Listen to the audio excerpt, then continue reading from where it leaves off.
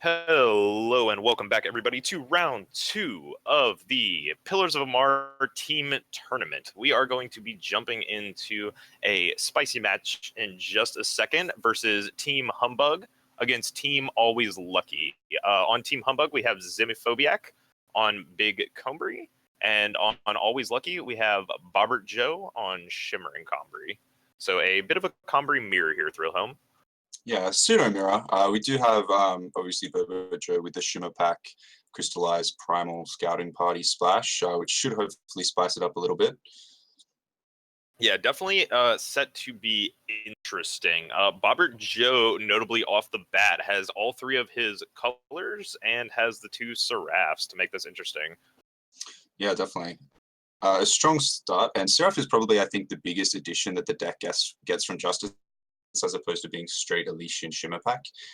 Such a powerful card and can help close games when you sort of run out of gas with your Xenon Obelisk and that kind of thing already established. Yeah, very true. On Zimphobiac's side, we see he had a Temple Scribe. He's also got a Seraph in hand, a Desert Marshal, 2 Scorpion Wasps, a Sandstorm, 3 Scorpion Wasps now. He's just picking them up. This is getting out of hand. He's got the Sandstorm Titan 2 and a Vanquish, so he's going to start knocking down these Seraphs with these Scorpion Wasps. Yeah, definitely. And that kind of hurts Bobbert Joe a little bit because typically out of the Shimmer Pack decks, Scorpion Wasps don't get a lot of value because you're playing a lot of like Amber Acolytes and that kind of thing. Just little minions that you want to turn into Shimmer Pack later. So it's interesting that the Scorpion Wasps are actually getting value by being able to trade with Seraphs and that kind of thing. Yeah, and we see Bobbert Joe actually hitting a bit of power trouble here. Not only does he have no double influence, as he started with just single Primal Justice and Time sigils, no banners or seats. We also see him not hitting 4, so he can't get a Titan or an Obelisk down. And Zimmy running into a little bit of a similar problem. No double Justice, not that he needs it currently, but double Justice and missing 5 power. Yeah, Zemi, on the other hand, though, does hit that 4th power, which is important. Can actually play the Sandstorm Titans, whereas Bobbert Joe is stranded with the only playable card in his hand being the Permafrost, and now the Stand Together he just picked up, both of which aren't particularly appealing on this board. Yeah, very true. He might be able to get a sick play here. Well, he's going to find the way now. Had he not found that or power, he might have gone for a Stand Together here, some sort of play. Yeah, I like the Permafrost on Seraph. You need to do something to catch yourself back up on board here after missing so many power draws. Yeah, and shutting down Seraph is one of Zimiphobiac's best ways to get this game out of control. And he already is undepleted power ahead of Bobbert Joe, so he needs to be worried about that. This is a really powerful turn out of Bobbert Joe. Finds the Vanquish off the top, so he can deploy second Find the Way and Vanquish away Zemi's only threat. Although we will probably see, yeah, there's the Scorpion Wasp to deal with the second Seraph. Yeah, and these Scorpion Wasps are just coming in brutal. Like they have done a lot of work so far for Zimiphobiac. Yeah. Bobbert Joe down to 9 already, definitely under pressure and feeling the strain of missing those power draws. And he does have that Xenon Obelisk in hand, but I think it's going to be a while before he actually gets a chance to deploy it.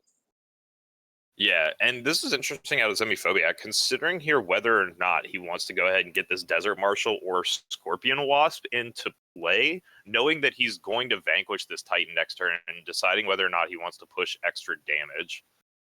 It's got to be tempting with Bobbert Joe only on 9. And particularly with only 1 power available, you know you're not going to be seeing any Desert Marshals or anything sneaky like that on the return. This turn, anyway. I actually do like the Desert Marshal here. Desert Marshal silence. Actually, interestingly enough, he's going to silence his own unit. Yeah. And this is actually huge. Silences it so that the Permafrost isn't on there. And now he's pushing 6 damage. That's a great play. This is a 2-tone clock. It forces Bobbert Joe to respond in some way. Is he running harsh rules? I imagine not in Shimmering Combry.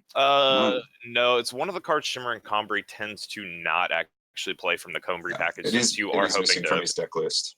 Yeah, you're hoping to establish those big board states. So you don't often play the board clears since you're usually the one who's up on units in the board. Yep. So he can survive this turn, right, with the Desert Marshal? So he's not actually dead on board. Yes, he can survive with the Desert Marshal, albeit he's going to lose both his units, and Zemiphobiac should still have, he should still have It, 3 units on board. it's still a horrible position, but not 100% dead. Yeah, certainly not 100% dead. Bobber Joe not having those harsh rules in his board means, though, that it's going to be very hard for him to come back here, as Zimmy is just going to be able to ambush in the Scorpion Wasp and close it out with just that for the lethal. Yeah. We, Without the harsh rules, his stabilization mechanic is those scouting parties that we see, which isn't enough when you're only on one and your opponent has the third Scorpion Wasp. Yeah, a little bit unfortunate there, but we do see those Scorpion Wasps put in a lot of work for Zemiphobiac, not only getting him a Seraph and a Titan, but also getting him a game win. So picking up that last point of damage there with the Scorpion Wasp, being able to get around the Yeti pack. Congratulations to Zemi. That was really well played, seeing the line to silence his own Seraph, get rid of the stun from the permafrost, and push through the damage to really seal the game away. Yeah, very good that you point that out. Like, it was an excellent play out of Zemiphobiac, and one that somebody like me, like, I often miss that play. I forget so often that you can actually silence permafrost off your own units. Had he followed the plan how I had thought he was going to, that game honestly could have gotten out of hand for Bobber Joe very quickly and led to him getting a win. So, great line out of him for figuring that out. Yeah, agreed. Considering he had this, Bobajo had the second scouting party in hand, as well as the Xenon Obelisk to follow it up. If that much damage wasn't pushed so quickly, he definitely could have stabilized from that. Yeah, good on Zemiphobiac for getting the game over when he recognized it needed to be.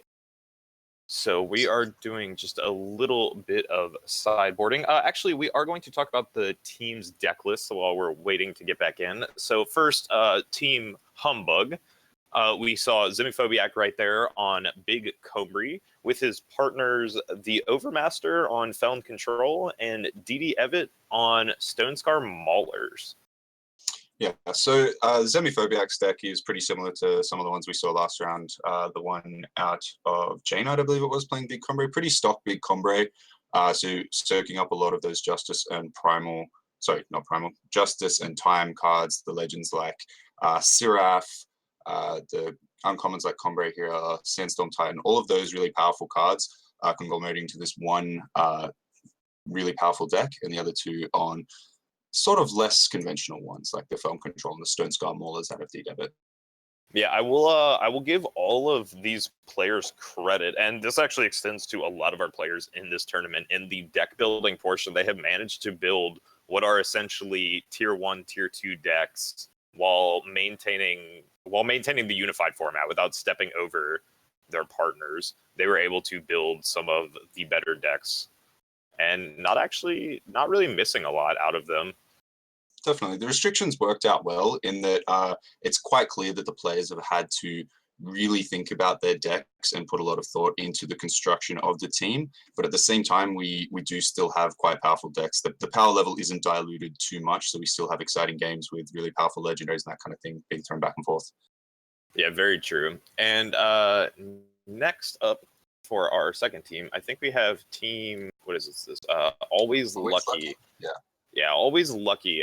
That's Bobber Joe's team. Bobber Joe, who we obviously just saw get a game loss there against Zemiphobiac on that Shimmering Combry list.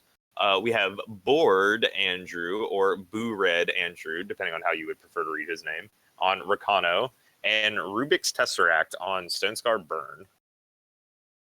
This is an interesting one because you do have two fire decks that are both typically fairly aggressive in the Stonescar Burn and the Rakano.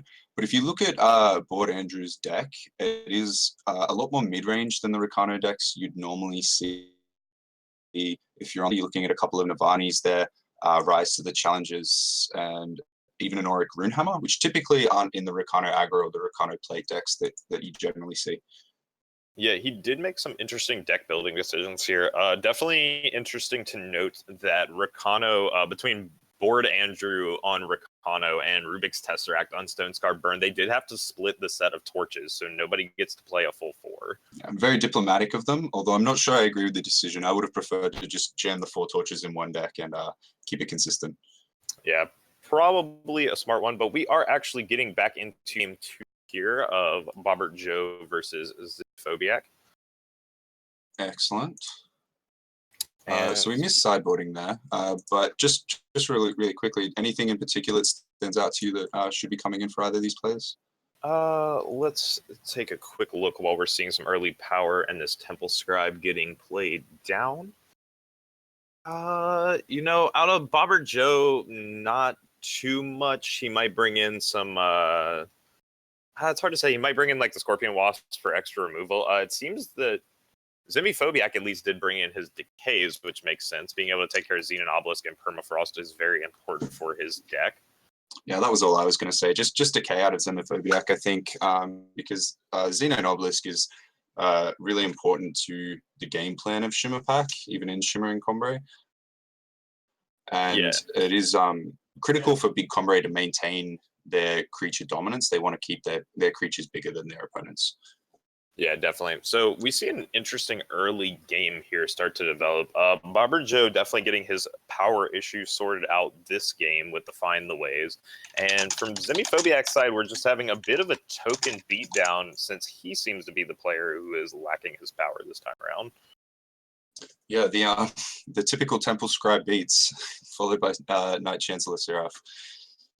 Yeah, and this is interesting here because Bobbert Joe really doesn't have a lot to commit here, and Xenophobiac might go for a stand together play here, although, ooh, interesting. Yeah, he definitely should stand together this and punish him for that. I don't dislike using the decay here to take off the obelisk, but I think I would have honestly preferred it the other way.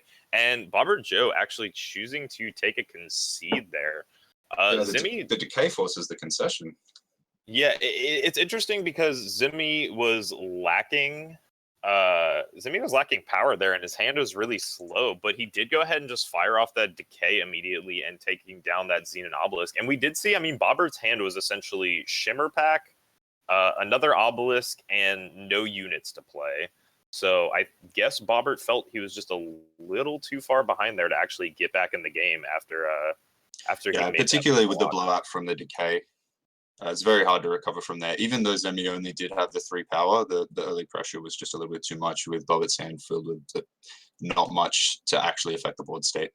Yeah, very true. I would have actually liked to have seen him block the Seraph there, and I think that could have easily led him to getting back in control of that game, given that Xenophobiac was notably lacking power. That was, I think, turn 5, and he still only had 3 power in play, so...